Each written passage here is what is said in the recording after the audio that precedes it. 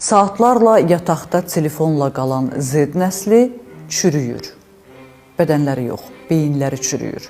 Bunu alimlər iddia edir. Yatmadan öncə telefonu kənara qoyub ondan sonra yuxuya gedin ki, beyniniz sağlam qalsın.